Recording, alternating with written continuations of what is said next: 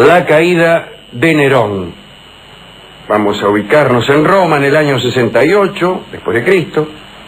Por esos días, el emperador Nerón supo que se gestaba una conspiración para derrocarlo. La noticia lo afectó no tanto por el trono, sino por su vida. En Roma existían emperadores vivos o muertos, pero no retirados. Sucedía que en la Galia el gobernador Cecilio Vindice se había sublevado contra el emperador. Su intención no era ocupar el trono. Para ese papel se había pensado en el legado de España, llamado Galba. Vindice hizo declaraciones agraviantes contra el emperador. Lo insultó públicamente y lo definió como un cantor miserable. Y nada podía herir a Nerón más que estas palabras, ya que él era cantor, pero no se consideraba miserable. Nerón entonces llamó a su palacio a algunos funcionarios para que le explicaran la situación. La explicación resultó tan deprimente que optó por mostrar a sus invitados el novedoso Hydraulus, una especie de siringa hidráulica, de flauta hidráulica, que presentaría muy pronto en el teatro como una maravilla de su invención. Mientras Nerón se distraía con esos asuntos, Vindice había logrado ganar a Galba para su bando, ayudado por el comandante de las legiones españolas, que se llamaba Tito Vinio. Cuenta la crónica que cuando Nerón se enteró de esa unión, ¿no?, de Tito Vinio y de Vindice, cayó al suelo desvanecido y permaneció inconsciente largo rato. Apenas recobró el sentido, corrió de un lado a otro de su palacio, se rasgó las vestiduras, se golpeó la cabeza con los puños y gritó a viva voz que estaba acabado. Es curioso eso de desmayarse primero y hacer el escándalo después. En su desesperación, el emperador logró por lo menos convencer al Senado para que declarara a Galba enemigo del Estado. Así como ahora te nombran ciudadano ilustre, entonces te declaraban enemigo del Estado. Eso lo tranquilizó un poco. Como respuesta, Galba confiscó los bienes de Nerón en Hispania. De nuevo asustado por la temeridad de sus enemigos, que en realidad eran casi todos, ¿no?, Nerón quiso llamar a los comandantes de los ejércitos y a los gobernantes de las provincias para hacerlos asesinar. Pretendía también liquidar a todos los desterrados, cualquiera fuese el lugar de su asentamiento, y a todos los galos que se encontraran en Roma, a unos para evitar su participación en la conspiración y a los otros por ser cómplices de sus compatriotas. Pero no pudo concretar ninguno de estos crímenes. La verdad es que Nerón eludía sus terrores con distracciones que eran muy poco convenientes. Mientras se conspiraba contra él invitaba a sus amigos a bacanales y recitaba poemas satíricos referidos a los caudillos de la rebelión. Pero cada vez le quedaban menos amigos, las orgías eran muy poco concurridas. Una noche solo asistió su vieja nodriza. La mujer trató de consolarlo y le hizo notar que a otros gobernantes también les había pasado lo mismo, y Nerón lloró. Después el emperador pensó que su única oportunidad residía en sofocar militarmente la insurrección. Claro, no tenía muchos efectivos en Roma, ¿no?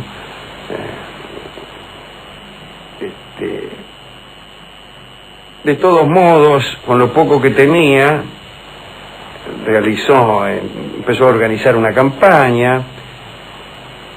Pensó que se iba a aburrir mucho en el campo durante las acciones militares, y entonces utilizó casi todos los vehículos de transporte para llevar su utilería teatral.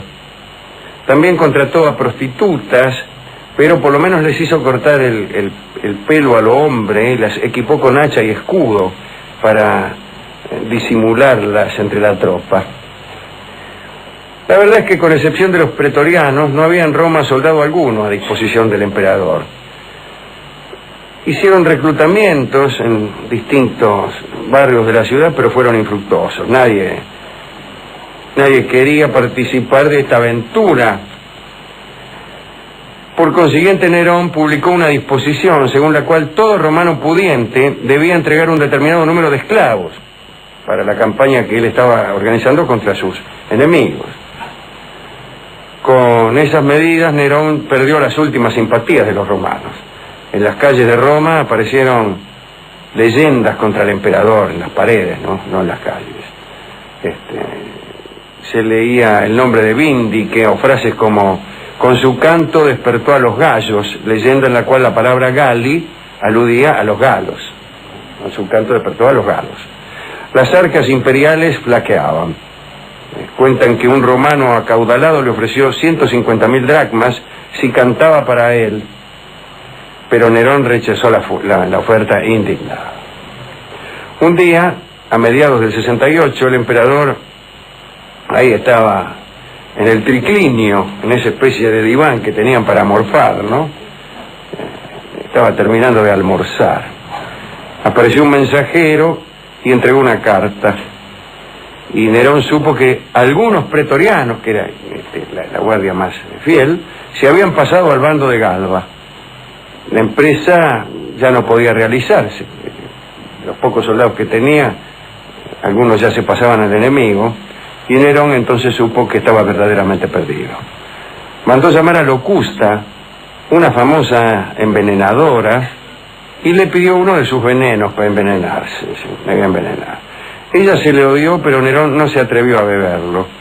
Esa noche, se calcula que fue el 8 de junio del 68, el emperador se aterró con el silencio que dominaba su palacio. Empezó a recorrer los aposentos de sus amigos, de los cortesanos, y no había nadie. Llamó a los sirvientes y no le contestaron. Por todas partes había rastros de saqueo, y se afanaban las cosas, ¿no? Las palanganas, me imagino. Solo quedaba un compañero del emperador, de nombre Faón, que le ofreció a Nerón su casa de campo, próxima a la ciudad. Faón le dijo que allí podría reposar un poco, y el emperador aceptó agradecido. Suetonio escribe, cuenta cómo fueron las cosas.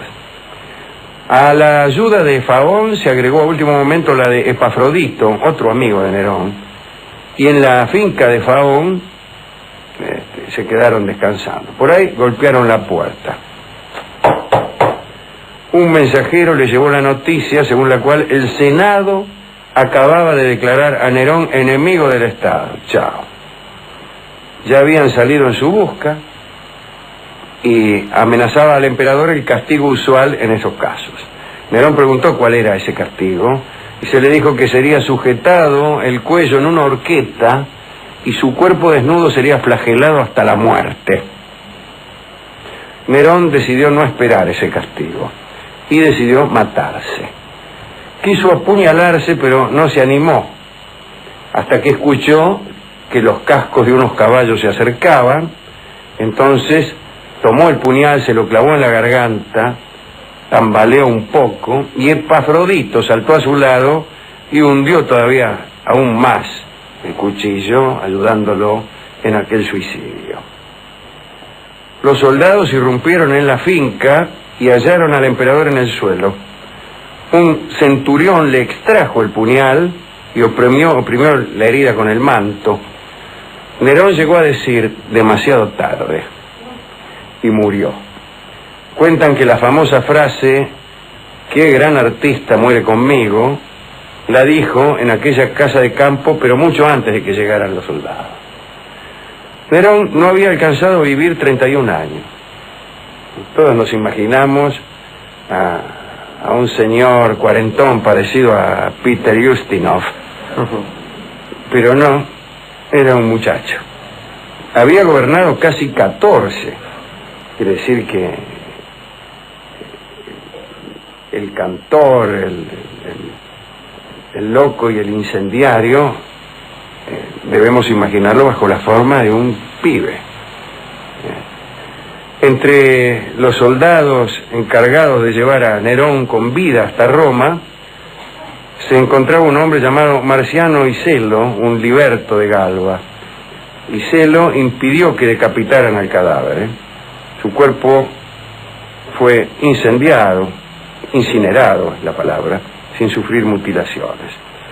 Iselo ordenó envolver al final en el manto blanco que había lucido en su cortejo triunfal, y así fue quemado sin la presencia del público.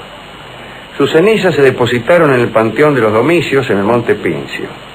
Según Suetonio, a principios del siglo II, todavía estaba en el mausoleo un sarcófago de pórfido que pertenecía a Nerón. Luego, con los saqueos de las invasiones bárbaras, aquel sarcófago se perdió para siempre. Qué cosa, ¿eh? Así que, atención, nunca dijo eso de qué gran cantor, qué gran artista pierde el mundo. Lo dijo antes de morir. ¿Y por qué? Y porque ya sabía que no tenía salvación. Todo esto nos produce una gigantesca piedad por Nerón. Decimos, pobre tipo, mirá cómo se la dieron, ¿no? Pero bueno, era un señor de temer. Este muchacho Nerón, este muchachito Nerón, el pibe Nerón. El pibe Nerón. Un cantorazo. Pero ganaba los concursos con acomodo. Sí, sí. ¿Cómo cantaría, no? Ya hemos dicho aquí que hay... los testimonios son contradictorios. Algunos dicen que era malísimo y otros que era más o menos. Claro, los que dicen que era malísimo son sus enemigos que lo odiaban y aquellos historiadores que creen que un loco asesino debe cantar mal. Yo también creo eso. Yo también creo que los malos cantores y los locos asesinos van al mismo infierno.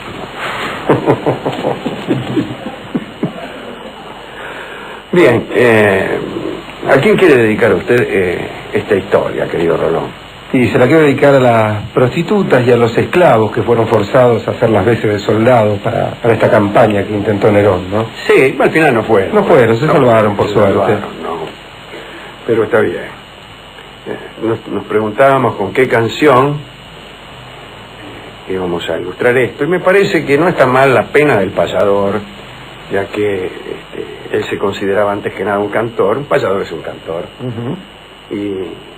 Y además porque es una bella canción criolla, probablemente compuesta pensando en la muerte de Nerón.